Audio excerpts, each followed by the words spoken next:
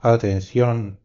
Este audiolibro animado es una producción intelectual registrada y una obra derivada creada por Audiolibros Prohibidos ya todos los derechos sobre la traducción, narración, caracterización de voz, sincronización labial, animación y composición audiovisual están reservados y internacionalmente queda estrictamente prohibida cualquier forma de reproducción, distribución, modificación, extracción, realización de copias, uso comercial.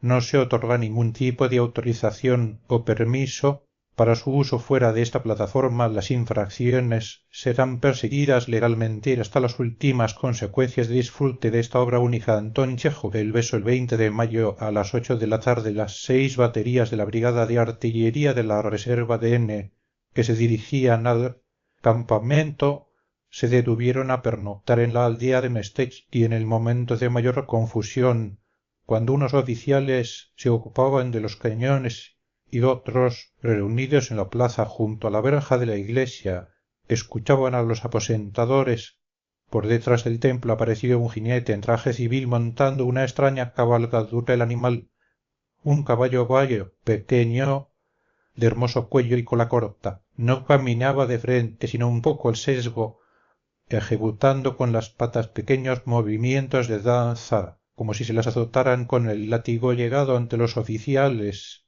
El jinete alzó levemente el sombrero y dijo: Su excelencia el teniente general von Rarbé, propietario del lugar, invita a los señores oficiales a que vengan sin dilación a tomar el té en su casa. El caballo se inclinó, se puso a la gargantera. Danzari retrocedió de flanco. El jinete volvió a alzar levemente el sombrero y un instante después desapareció con su extraña montura tras la iglesia. Maldita sea, rezongaban algunos oficiales al dirigirse a sus alojamientos. Con las ganas que uno tiene de dormir, y el buen Rabé ese nos viene ahora con su té. Ya sabemos lo que eso significa. Los oficiales de las 6 baterías recordaban muy vivamente un caso del año anterior, cuando durante unas maniobras un conde terrateniente y militar retirado los invitó del mismo modo a tomar el té, y con ellos a los oficiales de un regimiento de cosacos. El conde, hospitalario y cordial, los colmó de atenciones, les hizo comer y beber, no les dejó regresar a los alojamientos que tenían en el pueblo y les acomodó en su propia casa. Todo eso estaba bien y nada mejor cabía desear, pero lo malo fue que el militar retirado se entusiasmó sobremanera al ver aquella juventud y hasta que rayó el alba les estuvo contando episodios de su hermoso pasado, los condujo por las estancias, les mostró cuadros de valor, viejos grabados y armas raras, les leyó cartas autógrafas de encumbrados personajes, mientras los oficiales, rendidos y fatigados, escuchaban y miraban deseosos de verse en sus camas, bostezaban con disimulo acercando la boca a sus mangas, y cuando, por fin, el dueño de la casa los dejó libres, era ya demasiado tarde para irse a dormir. ¿No sería también de ese estilo el tal von Rabé? Lo fuese o no, nada podían hacer los oficiales. Se cambiaron de ropa, se cepillaron y marcharon en grupo a buscar la casa del terrateniente. En la plaza, cerca de la iglesia, les dijeron que a la casa de los señores podía irse por abajo. Detrás de la iglesia se descendía al río, se seguía luego por la orilla hasta el jardín, donde las avenidas conducían hasta el lugar, o bien se podía ir por arriba, siguiendo desde la iglesia directamente el camino que a media versta del poblado pasaba por los graneros del señor. Los oficiales decidieron ir por arriba.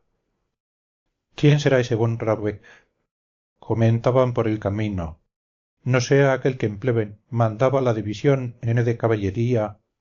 No, aquel no era von Rabé, sino simplemente Rabé sin von. ¡Ah, qué tiempo más estupendo!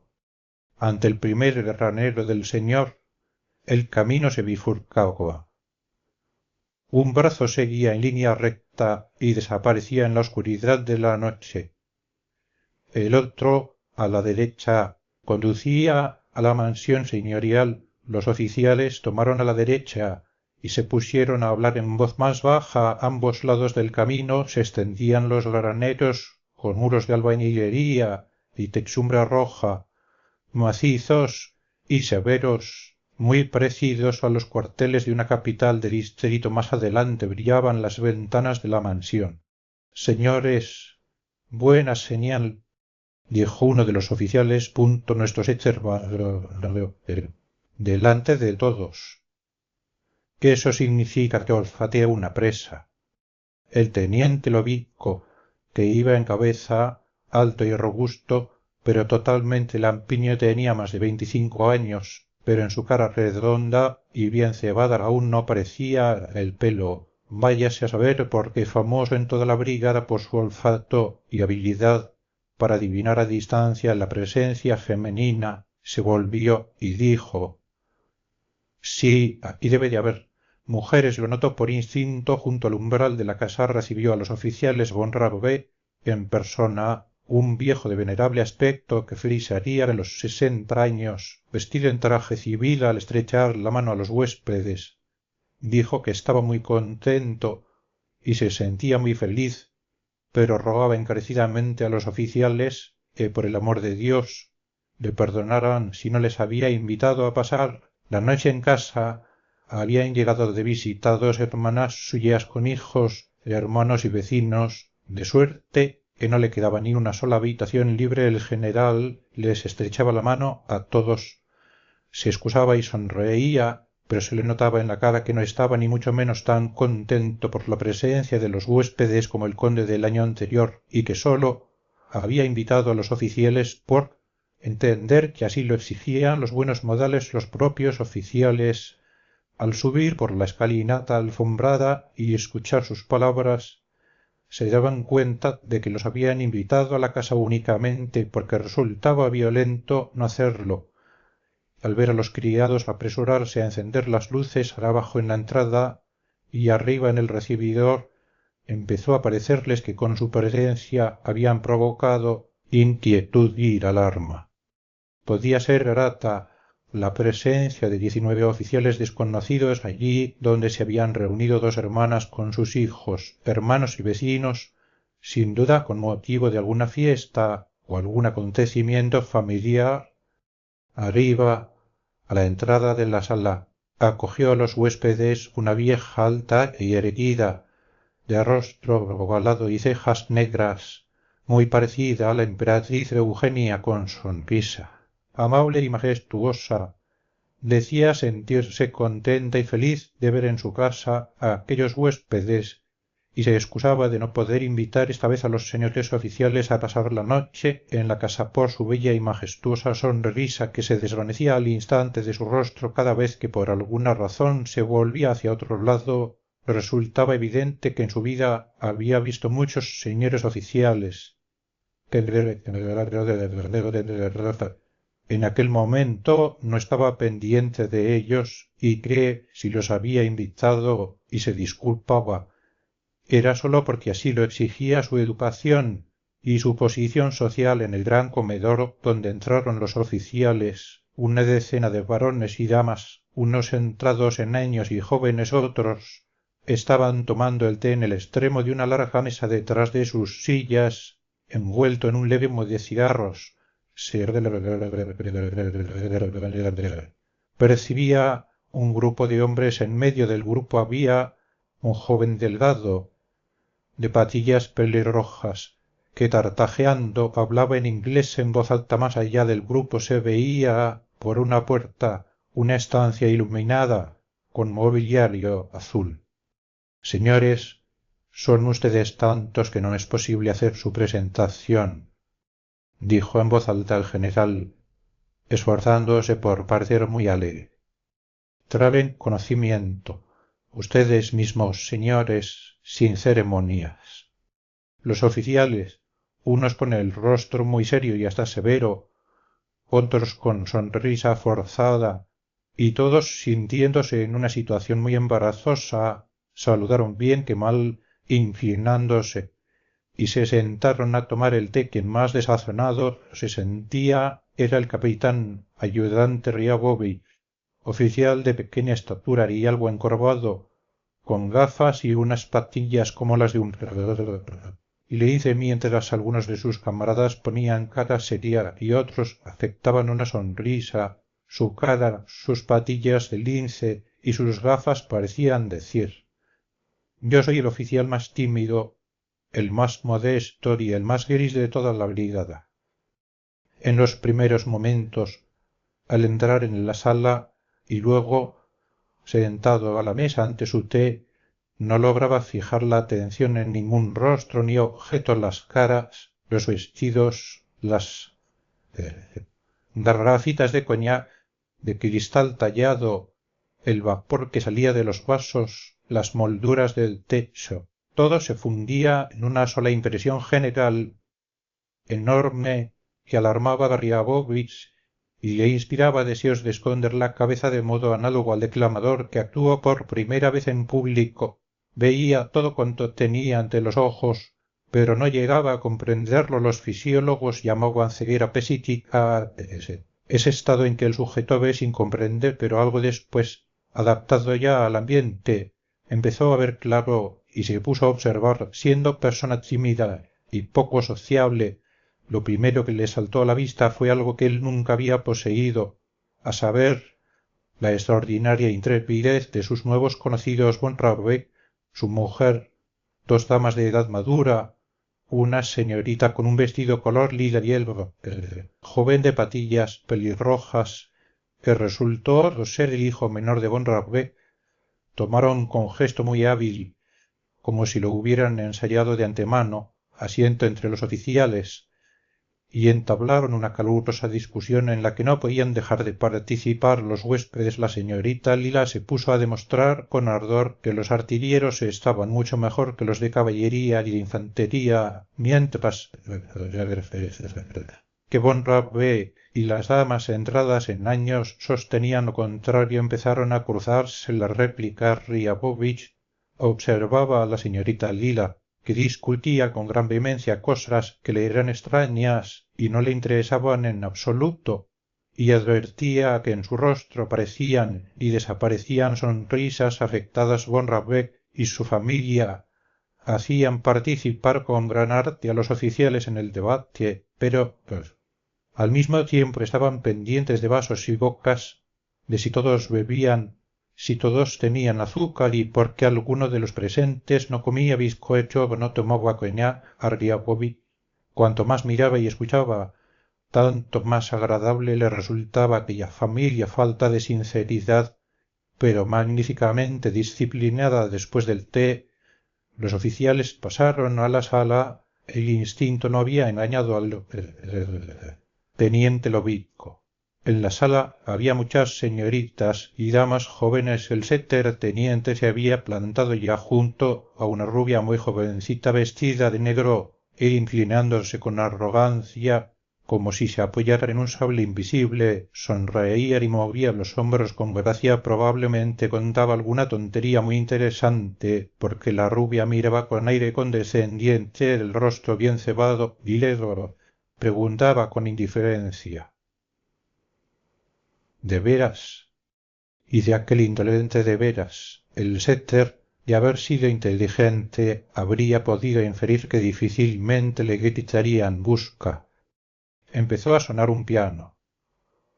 Un vals melancólico escapó volando de la sala por las ventanas abiertas de par en par, y todos recordaron, quién sabe por qué motivo, que más allá de las ventanas empezaba la primavera y que aquella era una noche de mayo. Todos notaron que el aire olía a hojas tiernas de álamo, a rosas y a Lila Riabovich, en quien, bajo el influjo de la música, empezó a dejarse sentir el coñac que había tomado.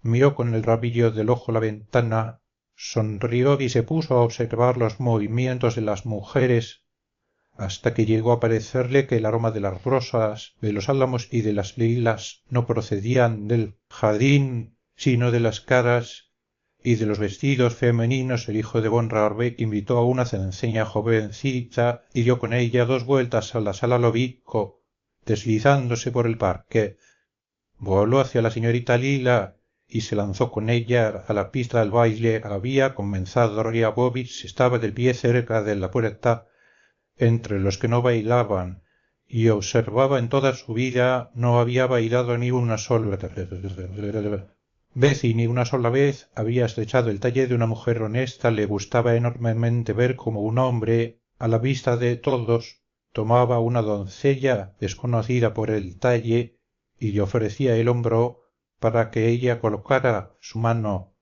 pero de ningún modo podía imaginarse a sí mismo en la situación de tal hombre. Hubo un tiempo en que envidiaba la osadía y la maña de sus compañeros y sufría por ello la conciencia de ser tímido, carajado de espaldas y soso, de tener un tronco largo y patillas de lince.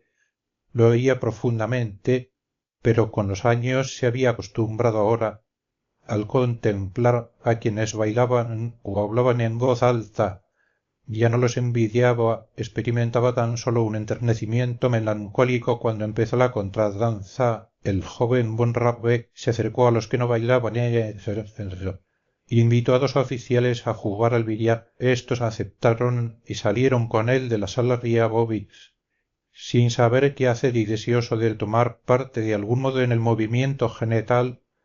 Los siguió de la sala, pasaron al recibidor y recorrieron un estrecho pasillo con vidrieras que los llevó a una estancia donde ante su aparición se alzaron rápidamente de los divanes 3 soñolientos lacayos. Por fin, después de cruzar una serie de estancias, el joven von Rabeck y los oficiales entraron en una habitación pequeña donde había una mesa de billar. Empezó el juego. Riabovich, que nunca había jugado a nada que no fueran las cartas, contemplaba indiferente junto al billar a los jugadores, mientras que éstos, con las guerreras desabrochadas y los tacos en las manos, daban zancadas, soltaban retruécanos y gritaban palabras incomprensibles. Los jugadores no paraban mientes en él, sólo de vez en cuando alguno de ellos, al empujarlo con el codo o al tocarlo inadvertidamente con el taco, se volvía y le decía pardón. Aún no había terminado la primera partida cuando le empezó a parecer que herir estaba de más, que estorbaba de nuevo. Se sintió atraído por la sala y se fue, pero en el camino de retorno le sucedió una pequeña aventura. A la mitad del recorrido se dio cuenta de que no iba por donde debía. Se acordaba muy bien de que tenía que encontrarse con las 3 figuras de lacayos soñolientos, pero había cruzado ya 5 o 6 estancias y era como si aquellas figuras se las hubiera tragado la tierra. Percatándose de su error, retrocedió un poco, dobló a la derecha y se encontró en un gabinete sumido en la penumbra que no había visto cuando se dirigía a la sala de billar. Se detuvo unos momentos, luego abrió resuelto la primera puerta en que puso la vista y entró en un cuarto completamente a oscuras. Enfrente se veía la rendija de una puerta por la que se filtraba una luz viva. Del otro lado de la puerta llegaban los apagados sones de una melancólica mazurca. También en el cuarto oscuro como en la sala las ventanas estaban abiertas de par en par y se percibía el aroma de álamos, lillas y rosas. Riabovich se detuvo pensativo en aquel momento. De modo inesperado se oyeron unos pasos rápidos y el leve rumor de un vestido. Una anhelante voz femenina balbuceó por fin y 2 brazos mórbidos, perfumados, brazos de mujer sin duda, le envolvieron el cuello. Una pálida mejilla se apretó contra la suya y al mismo tiempo resonó un beso, pero acto seguido la que había dado el beso exhaló un breve grito y Riabovich tuvo la impresión de que se apartaba bruscamente de él con repugnancia. Poco faltó para que también él profiriera un grito y se precipitó hacia la rendija iluminada de la puerta. Cuando volvió a la sala el corazón le martilleaba y las manos le temblaban de manera tan notoria que se apresuró a esconderlas tras la espalda. En los primeros momentos le atormentaban la vergüenza, nacía el temor de que la sala entera supiera que una mujer acababa de abrazarlo y besarlo. Se retraía y miraba inquieto a su alrededor, pero al convencerse de que allí seguían bailando y charlando tan tranquilamente como antes, se entregó por entero con una sensación nueva que hasta entonces no había experimentado ni una sola vez en la vida. Le estaba sucediendo algo raro en el cuello.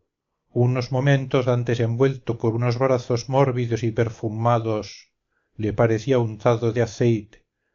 En la mejilla, a la izquierda del bigote, donde lo había besado la desconocida, le palpitaba una leve y agradable sensación de frescor, como de unas gotas de menta, y lo notaba tanto más cuanto más frotaba ese punto. Todo él, de la cabeza a los pies, estaba colmado de un nuevo sentimiento extraño que no hacía sino crecer y crecer. Sentía ganas de bailar, de hablar, de correr al jardín, de reír a carcajadas. Se olvidó por completo de que era encorvado y gris, de que tenía patillas de lince y un aspecto indefinido. Así lo calificaron una vez en una conversación de señoras que él oyó por azar cuando pasó por súbito a la mujer de Bonrauvet, que sonrió con tanta amabilidad y efusión que la dama se detuvo y lo miró interrogadora. Su casa me gusta enormemente, dijo Riabovitch, ajustándose las gafas. La generala sonrió y le contó que aquella casa había pertenecido ya a su padre. Después le preguntó si vivían sus padres, si llevaba en la milicia mucho tiempo, porque estaba tan delgado y otras cosas por el estilo. Contestadas sus preguntas, siguió ella su camino. Pero después de aquella conversación Riabovitch comenzó a sonreír aún con más cordialidad y a pensar que lo rodeaban unas personas magníficas. Durante la cena Riabovitch comió maquinalmente todo cuanto le sirvieron, bebía y sin oír nada procuraba explicarse la reciente aventura, lo que acababa de sucederle. Tenía un carácter misterioso y romántico, pero no era difícil de descifrar. Sin duda alguna señorita o dama se había citado con alguien en el cuarto oscuro, había estado esperando largo rato y debido a sus nervios excitados había tomado a Riabovitch por su héroe. Esto resultaba más verosímil dado que Riabovitch, al pasar por la estancia oscura, se había detenido caviloso, es decir, tenía el aspecto de una persona que también espera algo. Así se explicaba Riabovitch el beso que había recibido. Pero ¿quién será ella?, pensaba, examinando los rostros de las mujeres.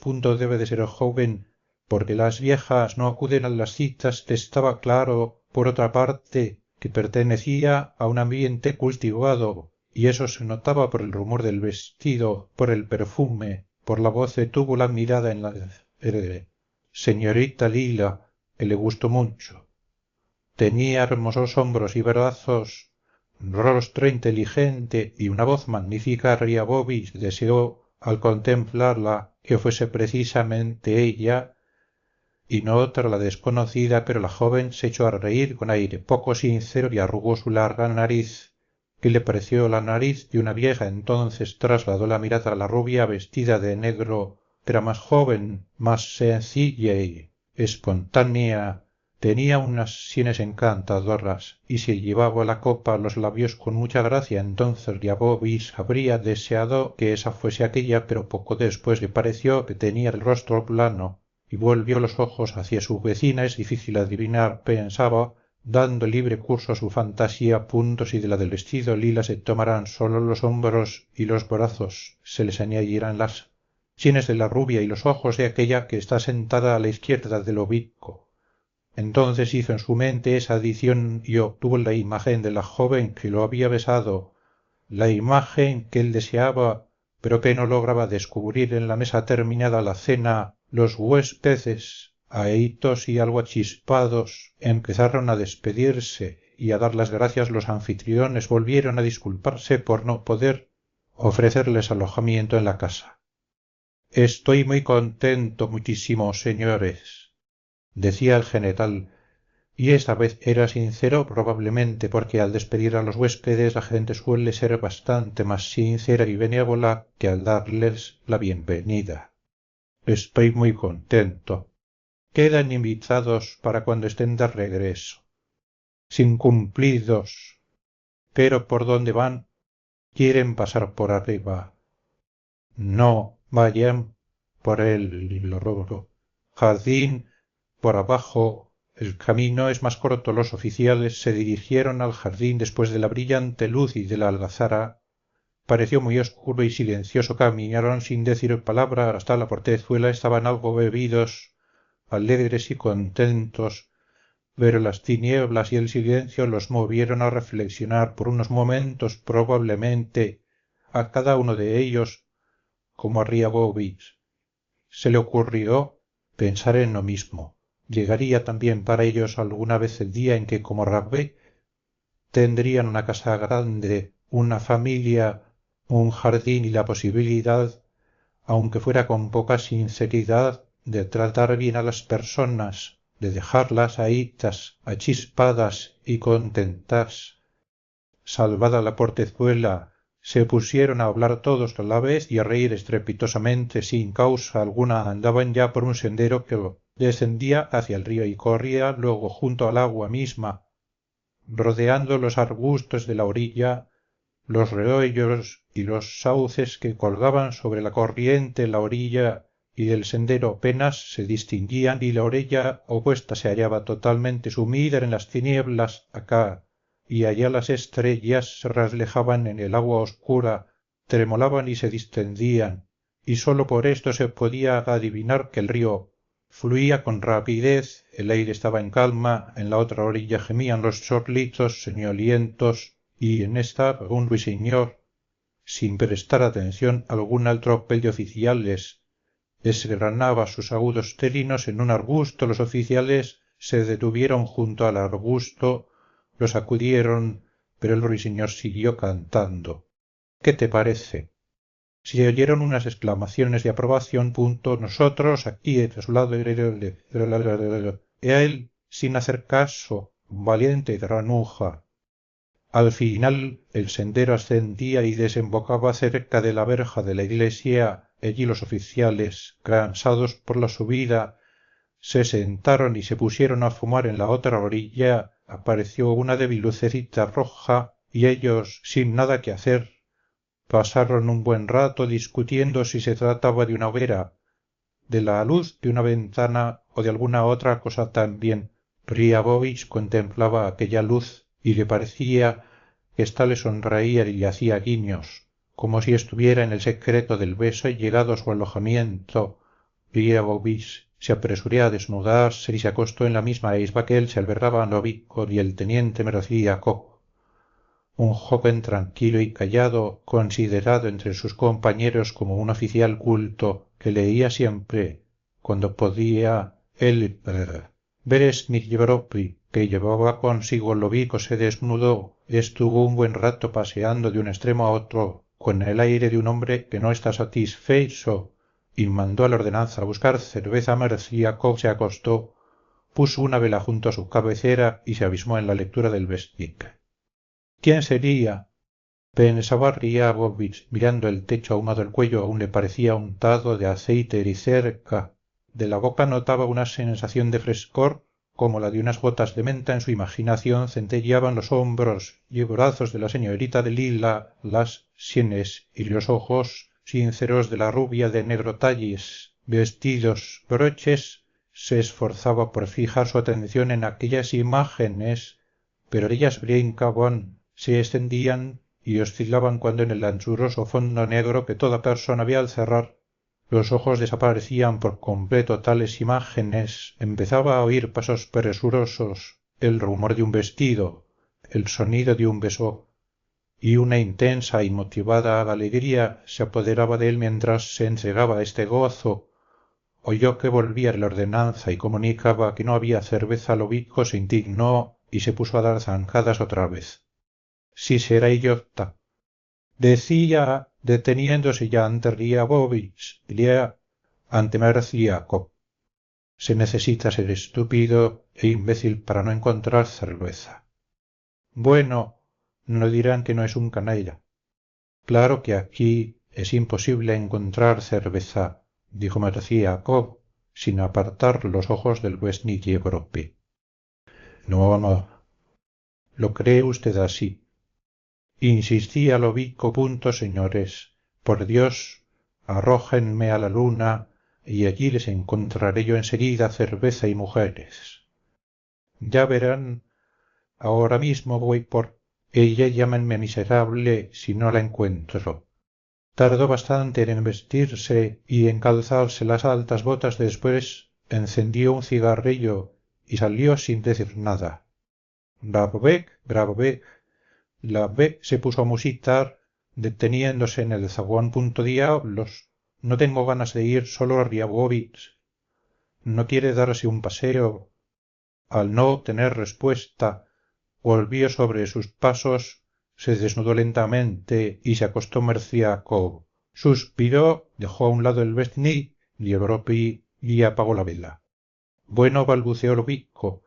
Encendiendo un pitillo en la oscuridad, Riabovitz metió la cabeza bajo la sábana, se hizo un ovillo y empezó a reunir en su imaginación las vacilantes imágenes y a juntarlas en un todo, pero no logró nada. Pronto se durmió y su último pensamiento fue que alguien lo acariciaba y lo colmaba de alegría, que en su vida se había producido algo insólito, estúpido, pero extraordinariamente hermoso y agradable, y ese pensamiento no lo abandonó ni en sueños cuando despertó. La sensación de aceite en el cuello y de frescor de menta cerca de los labios ya había desaparecido, pero la alegría, igual que en la víspera, se le agitaba en el pecho como una ola. Miró entusiasmado los marcos de las ventanas dorados por el sol naciente y prestó oído al movimiento de la calle. Al pie mismo de las ventanas hablaban en voz alta el jefe de la batería de Riabovitz, Lebedetsky, que acababa de alcanzar la brigada.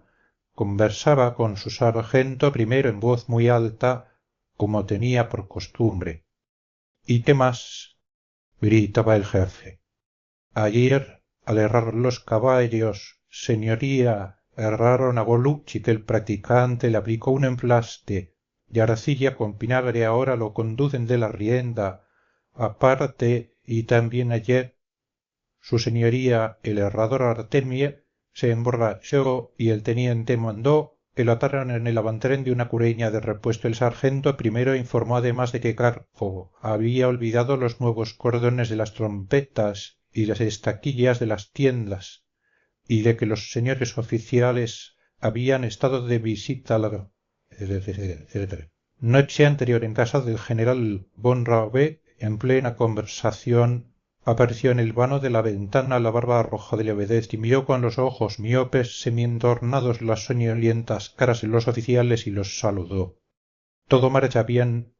Preguntó. El caballo limonero se ha hecho una rozadura en la cerviz, respondió Lobico bostezando. Ha sido con una nueva collera. El jefe suspiró, reflexionó unos momentos y dijo en voz alta: pues yo pienso ir a ver a Alexandra Diegrafovna. Tengo que visitarla. Bueno, a Dios los alcanzaré antes de que anochezca. Un cuarto de hora después la brigada se puso en marcha. Cuando pasaba por delante de los graneros del señor Riabovitz miró a la derecha. Hacia la casa las ventanas tenían las celosías cerradas evidentemente. Allí dormía aún todo. El mundo también dormía. Aquella que la víspera lo había besado se la quiso imaginar durmiendo. La ventana de la alcoba abierta de par en par, las ramas verdes mirando por aquella ventana, la frescura matinal, el aroma de álamos, de lilas y de rosas, la cama, la silla, y en ella el vestido que el día anterior rumoreaba, las zapatillas, el pequeño reloj en la mesita. Todo se lo representaba él con claridad y precisión, pero los rasgos de la cara, la linda sonrisa soñolienta, precisamente aquello era importante y característico. Le resbalaba en la imaginación como el mercurio entre los dedos. Recorrida una media versta, miró hacia atrás. La iglesia amarilla, la casa, el río y el jardín se hallaban inundados de luz. el río con sus orillas de acentuado verdor, reflejando en sus aguas el cielo azul y mostrando algún que otro lugar plateado por el sol, el hermoso Riabobis lanzó una última mirada a Mestechki y experimentó una profunda tristeza, como si se separara de algo muy íntimo y entrañable. En cambio, en la ruta sólo aparecían ante los ojos cuadros sin ningún interés, conocidos desde hacía mucho tiempo a derecha y a izquierda, campos de centeno joven y de alforfón por los que saltaban los grajos millas hacia adelante y sólo ves polvo y nucas. Miras hacia atrás y ves el mismo polvo y caras delante marchan 4 hombres armados con sables. Forman la vanguardia, tras ellos va el grupo de cantores, a los que siguen los trompetas, que montan a caballo la vanguardia, y los cantores, como los empleados de las pompas fúnebres que llevan antorchas en los entierros, olvidan a cada momento la distancia que estipula el reglamento y se adelantan demasiado. Riabobis se encuentra en la primera pieza de la quinta batería de las 4 baterías que le preceden. A una persona que no sea militar, la fila larga y pesada que forma una brigada en marcha le parece un baturrillo enigmático, poco comprensible. No entiende por qué alrededor de un solo cañón van tantos hombres, ni por qué lo arrastran tantos caballos guarnecidos con un extraño telaje, como si la pieza fuera realmente terrible y pesada. En cambio, para Riabobis todo es comprensible y por ello parece del menor interés. Sabe hace ya tiempo por qué al frente de cada batería cabalga junto al oficial un vigoroso suboficial y por qué se llama delantero. A la espalda de este suboficial se ve al conductor del primer par de caballos y luego al del par central. Riabobis sabe que los caballos de la izquierda, en los que los conductores montan, se llaman de ensillar y los de la derecha se llaman de refuerzo. Eso no tiene ningún interés. Detrás del conductor van 2 caballos limoneros. Uno de ellos lo cabalga un jinete con el polvo de la última jornada en la espalda y con un madero tosco y ridículo sobre la pierna derecha. Riabobis sabe para qué sirve ese madero y no le parece ridículo. Todos los que montan a caballo agitan maquinalmente los látigos y de vez en cuando gritan. El cañón por sí mismo es feo. En el avantrén van los sacos de avena cubiertos con una lona impermeabilizada y del cañón propiamente dicho cuelgan teteras, macutos de soldado y saquitos.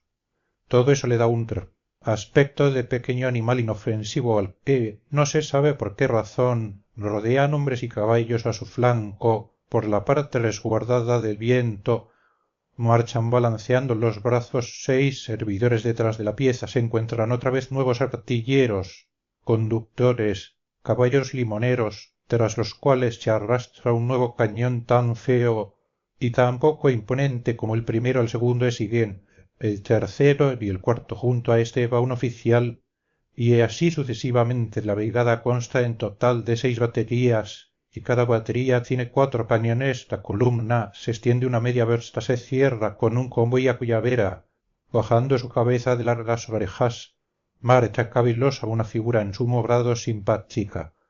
El asno Magar, traído de Turquía por uno de los jefes de batería, Riabovich, miraba indiferente adelante y atrás, a las nucas y a las caras. En otra ocasión se habría adormilado, pero esta vez se sumergía por entero en sus nuevos y agradables pensamientos. Al principio, cuando la brigada acababa de ponerse en marcha, quiso persuadirse de que la historia del beso sólo podía tener el interés de una aventura pequeña y misteriosa, pero que en realidad era insignificante y que pensar en ella seriamente resultaba por lo menos estúpido.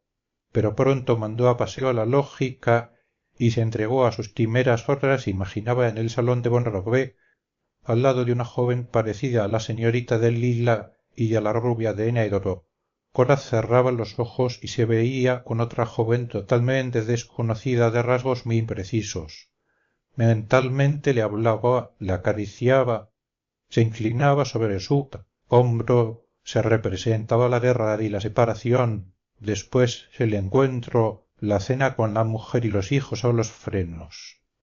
Resonaba la voz de mando cada vez que se descendía una cuesta a él también, exclamaba los frenos.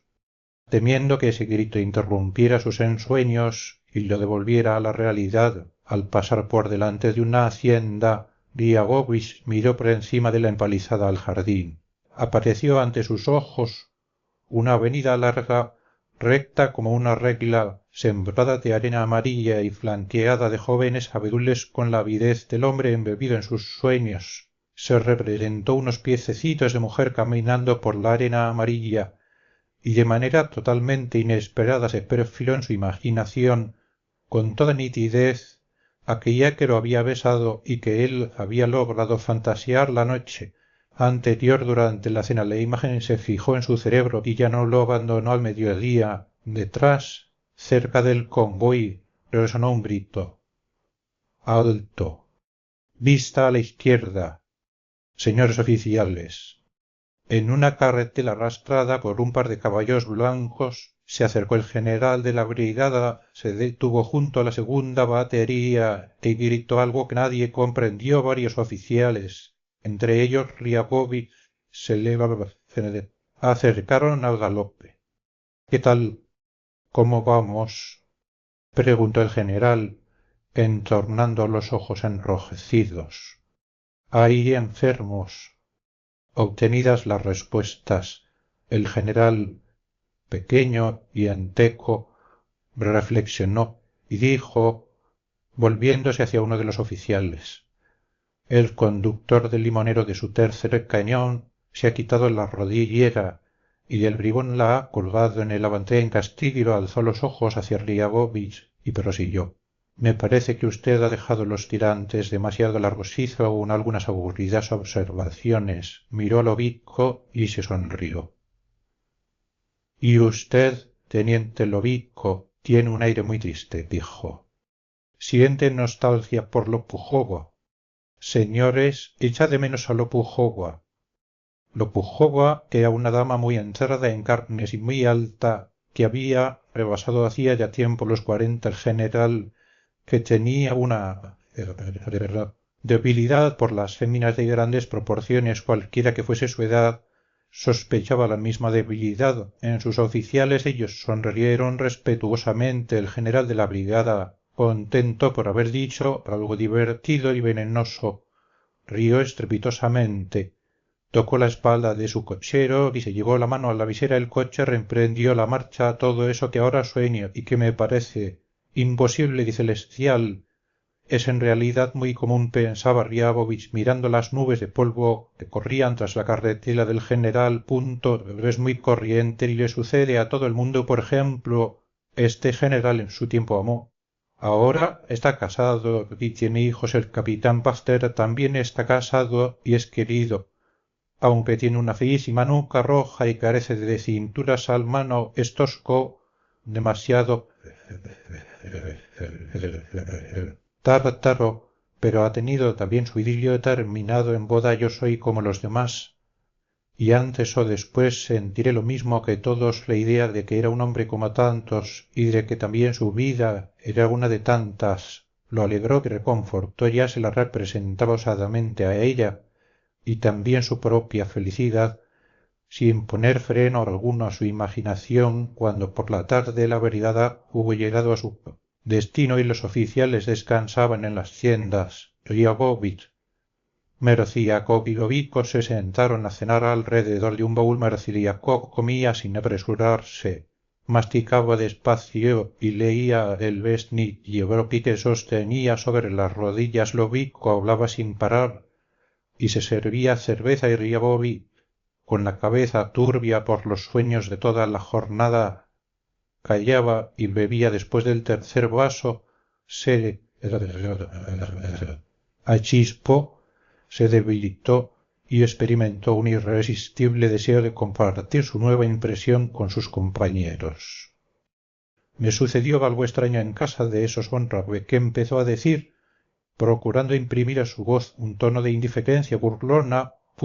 Había ido, no sé si lo saben, a la sala de billar se puso a contar con todo detalle la historia del beso y al minuto se cayó en aquel minuto lo había contado todo y le sorprendía tremendamente que hubiera necesitado tan poco tiempo para su relato. Le parecía que de aquel beso habría podido hablar hasta la madrugada habiéndolo escuchado Lovico, que contaba muchas trolas y por esta razón no creía a nadie. Lo miró desconfiado y sonrió Mrciaco enarcó las cejas y tranquilamente, sin apartar la mirada del Vesnievropi, dijo: que Dios lo entienda. Arrojarse al cuello de alguien sin antes haber preguntado quién era se trataría de una psicópata. Sí, debía de ser una psicópata, sintió Riabovich. Una vez me ocurrió a mí un caso análogo, dijo Lovico, poniendo ojos de susto. Iba el año pasado a Como, tomé un billete de segunda clase, el vagón estaba de bote en bote y no había manera de dormir. Di medio rublo al revisor, él cogió mi equipaje y me condujo a un compartimiento. Me acosté y me cubrí con la manta, estaba oscuro, comprenden. De súbito noté que alguien me ponía la mano en el hombro y respiraba ante mi cara. Abrí los ojos y figúrense, era una mujer. Los ojos negros, los labios rojos como carne de salmón, las aletas de la nariz latiendo de pasión, frenesí, los senos, unos amortiguadores de tren. Permítame, lo interrumpió tranquilamente Mrciakov, lo de los senos se comprende, pero ¿cómo podía usted ver los labios si estaba oscuro? Lovico empezó a salirse por la tangente y a burlarse de la poca perspicacia de Mrciakov. Esto molesté a Riabovich, que se apartó del baúl, se acostó y se prometió no volver a hacer nunca confidencias. Empezó la vida del campamento. Transcurrían los días muy semejantes unos a los otros durante todos ellos. Riabovich se sentía, pensaba y se comportaba como un enamorado cada mañana, cuando el ordenanza lo ayudaba a levantarse. Al echarse agua fría a la cabeza, se acordaba de que había en su vida algo bueno y afectuoso. Por las tardes, cuando sus compañeros se ponían a hablar de amor y de mujeres, él le escuchaba, se les acercaba y adoptaba una expresión como la que suele aflorar en los rostros de los soldados al oír el relato de una batalla en la que ellos mismos han participado, y las tardes en que los oficiales superiores, algo alegres, con el setarlovico a la cabeza, emprendían alguna correría donjuanesca por el arrabal. Riabovich, que tomaba parte en tales salidas, solía ponerse triste, se sentía profundamente culpable y mentalmente le pedía a ella perdón en las horas de ocio o en las noches de insomnio, cuando le venían ganas de rememorar su infancia, a su padre, a su madre y en general todo lo que era familiar y entrañable. También se acordaba infaliblemente de Mestech, del raro caballo, de von Ravbeck, de su mujer parecida a la emperatriz Yevgenia, del cuarto oscuro, de la rendija iluminada de la puerta del 31 de agosto. Regresaba del campamento, pero ya no con su brigada, sino con 2 baterías. Durante todo el camino soñó y se impacientó como si volviera a su lugar natal. Deseaba con toda el alma ver de nuevo el caballo extraño, la iglesia, la insincera familia von Ravbeck y el cuarto oscuro. La voz interior que con tanta frecuencia engaña a los enamorados le susurraba: quién sabe por qué, que la vería sin falta. Unos interrogantes lo torturaban. ¿Cómo se encontraría con ella? ¿De qué le hablaría? ¿No habría olvidado ella el beso? En el peor de los casos, pensaba, aunque no se encontraran, para él ya resultaría agradable el mero hecho de pasar por el cuarto oscuro y recordar. Hacia la tarde se divisaron en el horizonte la conocida iglesia y los blancos graneros. A Riabovich empezó a palpitarle el corazón. No escuchaba al oficial que cabalgaba a su lado y le decía alguna cosa. Se olvidó de todo, contemplando con avidez el río que brillaba en lontananza, la techumbre de la casa, el palomar encima del cual revoloteaban las palomas iluminadas por el sol poniente, se acercaron a la iglesia y luego, al escuchar al aposentador, esperaba cada instante que por detrás del templo apareciera el jinete que invitara a los oficiales a tomar el té, pero el informe de los aposentadores tocó su fin, los oficiales bajaron de sus cabalgaduras y se dispersaron por el pueblo, y el jinete no comparecía. Ahora bon rabé se enterará de nuestra llegada por los mujits y mandará por nosotros, pensaba ria bobis al entrar en una isba, sin comprender por qué su compañero encendía una vela ni por qué los ordenanzas se apresuraban a prepararlos a mover. Es una penosa inquietud. Se apoderé de él, se acostó, después se levantó y miró por la ventana si llegaba el jinete, pero no había jinete. Volvió a acostarse. Media hora más tarde se levantó y sin poder dominar su inquietud salió a la calle y dirigió sus pasos hacia la iglesia. La plaza, cerca de la verja, estaba oscura y desierta. 3 soldados se habían detenido juntos y callados al mismísimo borde del sendero al ver a Riabovich. Salieron de su ensimismamiento y lo saludaron. Él se llevó la mano a la visera y empezó a bajar por el conocido sendero por encima de la otra orilla. El cielo se había teñido de un color purpúreo.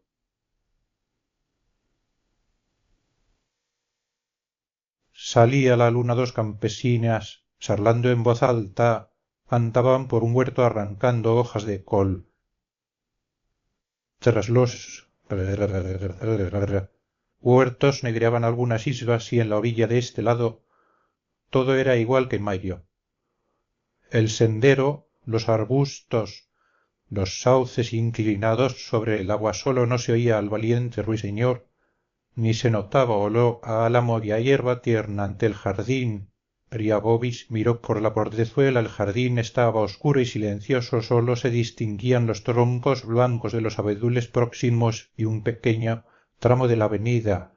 Todo lo demás se confundía en una masa negra. Riabovich aguzaba el oído y miraba obviamente, pero tras haber permanecido allí alrededor de un cuarto de hora sin oír ningún ruido y sin haber visto una luz, volvió sobre sus pasos, se acercó al río. Ante él se destacaban la caseta de baños del general y unas sábanas colgadas en las barandillas del puentecillo. Subió al pequeño puente, se detuvo un poco, tocó sin necesidad una de las sábanas que encontró áspera y fría, miró hacia abajo.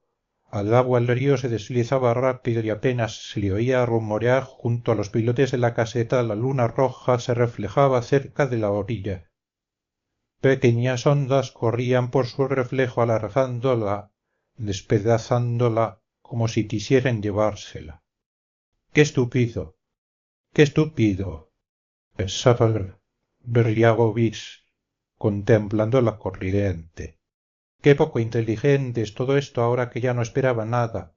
La historia del beso, su impaciencia, sus vagas esperanzas y su desencanto se le aparecían con vívida luz. Ya no le parecía extraño que no se hubiera presentado el jinete enviado por el general, ni no ver nunca aquella que casualmente lo había besado a él en lugar de otro. Al contrario, loca. Raro sería que la viera. El agua corría, no se sabía hacia dónde ni para qué. Del mismo modo corría en mayo. El riachuelo, en el mes de mayo, había desembocado en un río caudaloso y el río en el mar. Después se había evaporado, se había convertido en lluvia, y quién sabe si aquella misma agua no era la que en este momento corría otra vez ante los ojos de Riabovich. ¿A santo de qué? ¿Para qué? El mundo entero, la vida toda, le parecieron a Riabovich una broma incomprensible y sin objeto. Apartando luego la vista del agua y tras haber elevado los ojos al cielo, recordó otra vez cómo el destino en la persona de aquella mujer desconocida lo había acariciado por azar. Se acordó de sus ensueños y visiones estivales, y su vida le pareció extraordinariamente aburrida, mísera y gris. Cuando regresó a su isba, no encontró en ella ninguno de sus compañeros. El ordenanza le informó que todos se habían ido a casa del general von Triakin, que había mandado un jinete a invitarlos. Por un instante el gozo estalló en el pecho de Riabovich. pero él se apresuró a apagar aquella llama, se acostó y para contrariar a su destino, como si deseara vejarle, no fue a casa del general Atención. Este audiolibro animado es una producción intelectual registrada y una obra derivada creada por audiolibros prohibidos y a todos los derechos sobre la traducción, narración, caracterización de voz, sincronización labial, animación y composición audiovisual están reservados internacionalmente. Queda estrictamente prohibida cualquier forma de reproducción, distribución, modificación, extracción, realización de copias o uso comercial. No se otorga ningún tipo de autorización o permiso para su uso fuera de esta plataforma. Las infracciones serán perseguidas legalmente hasta las últimas consecuencias. Disfruté de esta obra única.